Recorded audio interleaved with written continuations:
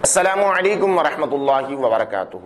اسلامی سال کی ابتدا ہو رہی ہے اور یہ ایسا سال ہے جس کی ابتدا محرم الحرام سے ہوتی ہے، اور ہر سال جو بھی شخص یہ دعا پڑھے گا محرم الحرام کے اندر تو اس پر مکمل سال آفتوں، بلاؤں، مصیبتوں سے اس شخص کو حفاظت ہوگی۔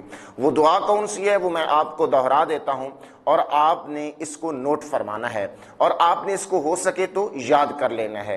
اور یہ بہت ہی پیاری دعا ہے، اور میرے آقا علی نبینا علیہ الصلوۃ والسلام کے غلام حضرت سیدنا عبداللہ بن حشام رضی اللہ تعالی عنہ آپ بیان فرماتے ہیں کہ نئے سال یا مہینے کی آمد پر صحابہ کرام ایک دوسرے کو یہ دعا سکھاتے تھے۔ کون سی دعا ہے؟ دعا بڑی پیاری ہے، آپ نے اس کو نوٹ فرمانا ہے اور یاد کر لینا ہے۔ اللہم ادخلہ علینا بالامن والایمان والسلامت والاسلام رضوان من الرحمن وجواز من الشیطان۔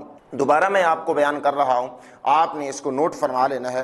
اللہم ادخلہ علینا بالامن والایمان والسلامت والاسلام رضوان من الرحمن وجواز من الشیطان، رضوان من الرحمن وجواز من الشیطان۔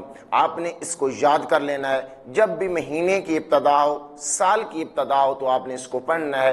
انشاءاللہ العزیز آپ کا مہینہ، آپ کا سال ایمان، امن اور سلامتی اور اللہ رب العزت کی خوشنودگی اور شیطان کی سرکشی سے آپ ہمیشہ کے لیے محفوظ و ممنون رہیں گے۔